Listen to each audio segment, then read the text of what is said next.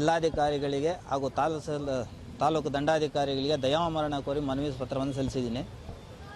ಏನು ವಿಷಯ ಅಂದರೆ ನಾನು ಸುಮಾರು ತಿಂಗಳುಗಳಿಂದ KEB ಇಲಾಖೆಯಲ್ಲಿ ನಡೆದಿರ್ತ ಭ್ರಷ್ಟಾಚಾರವನ್ನು ಬಯಲಿಗೆಳಿಬೇಕಂತ ಹೋರಾಡ್ಕೊಂಡು ಬರ್ತೀನಿ.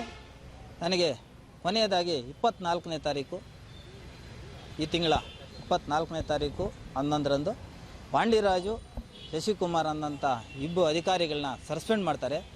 ಆ ಸಸ್ಪೆಂಡ್ ಮಾಡಿದ ಸಂದರ್ಭದಲ್ಲಿ ನಾನು ಏನು ಬೆಂಗಳೂರು ಮೂಲಕ್ಕೆ ನಾನು ಏನು ದೂರು ಸಲ್ಲಿಸಿರ್ತೀನೋ ಅವರು ನನಗೆ ನೋಟಿಸ್ ಕೊಡ್ತಾರೆ. 28ನೇ ತಾರೀಕು ನೀವು ಸ್ಪಾಟ್ ಪರಿಶೀಲನೆ ಮಾಡಬೇಕು ಅಂತ.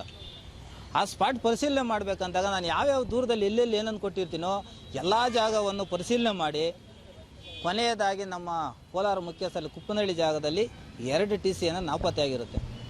ಆ TCಗಳನ್ನು ನೋಡಲು ಬೆಂಗಳೂರು ಮೂಲದ ಶಿವಣ್ಣ ಅನ್ನಂಥ ಏನು ಎನ್ಕ್ವೈರಿಗೆ ಬಂದಿದ್ರೋ ಆ ಅಧಿಕಾರಿಗಳು ನಾವು ಅಲ್ಲಿಗೆ ಹೋದಾಗ ಏಕಾಏಕಿ ಸುಮಾರು ಒಂದು 8 ಜನ ನನ್ನ ಮೇಲೆ ದಾಳಿ ಮಾಡಿ ಹೊಡೆದು ನನ್ನನ್ನು ಕಾಲಿಂದ ಒದ್ದು ನಾನು ಆಸ್ಪತ್ರೆಯಲ್ಲಿ ಅಡ್ಮಿಂಟ್ ಆಗ್ತೀನಿ.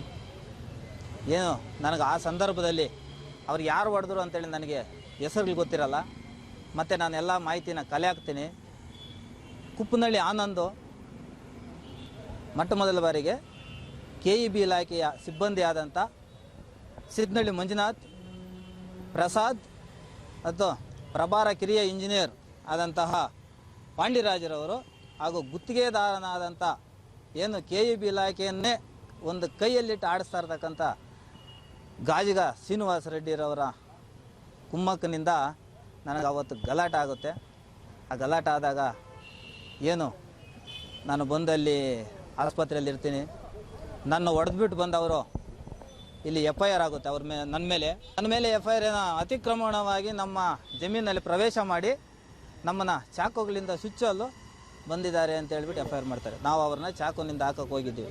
ಪೊಲೀಸು ಮತ್ತು ಏನು ನಾವು KEB ಇಲಾಖೆ ಮುಖ್ಯವಾಗಿ KEB ಇಲಾಖೆಯಲ್ಲಿ ಭ್ರಷ್ಟಾಚಾರ ನಡೆದಿರೋದನ್ನು ಹೇಳಿದಿರೋದು. ಈ ಪೊಲೀಸ್ ಇಲಾಖೆಯಲ್ಲಿ ನನಗೆ ಪದೇ ನನಗೆ ಏನು ಹೇಳಿಕೆ ಯಾರೋ ಒಬ್ಬರು ಹೇಳಿಕೆ ಕೊಟ್ಟರೆ ಅದನ್ನು ಪರಿಶೀಲನೆ ಮಾಡ್ದಾನೆ ನನ್ನ ಮೇಲೆ FIRಗಳಾಗ್ತಾ ಇದ್ದಾರೆ. ಈ FIR ಹಾಕೋಂಥ ಉದ್ದೇಶ ಏನು, ಇದರ ಹಿಂದಿನ ಉದ್ದೇಶ ಏನು ಅಂತ ನಾನು ಇವತ್ತು ಕೇಳ್ತಾ ಇರೋದು. ಇವತ್ತು ನನಗೆ ಎಲ್ಲೇ ಹೋಗಲಿ ಯಾವುದೇ ಕಡೆ ಹೋದ್ರೂ ಇವನ ಮೇಲೆ FIR ಆಗಿದೆ, ಇವನು ಯಾವುದೋ ಇಲಾಖೆಯಲ್ಲಿ ಏನೋ ಭ್ರಷ್ಟಾಚಾರ ಏನೋ ಮಾಡ್ತಾ ಇದ್ದಾನೆ ಅನ್ನಂಥ ನನಗೆ ಮಾನಸಿಕ ಹಿಂಸೆ ಆಗ್ತಾಯಿದೆ. ಬಟ್ ಅದರಿಂದ ನಾನು ಸಂಬಂಧಪಟ್ಟ ಅಧಿಕಾರಿಗಳಿಗೆ ಮನವಿ ಸಲ್ಲಿಸಿ ನನಗೆ ದಯಾಮರಣವನ್ನು ಕೋರಿ ಅಂತ ಹೇಳಿಬಿಟ್ಟು ನಾನು ಇವತ್ತು ಹೇಳಿದ್ದೀನಿ.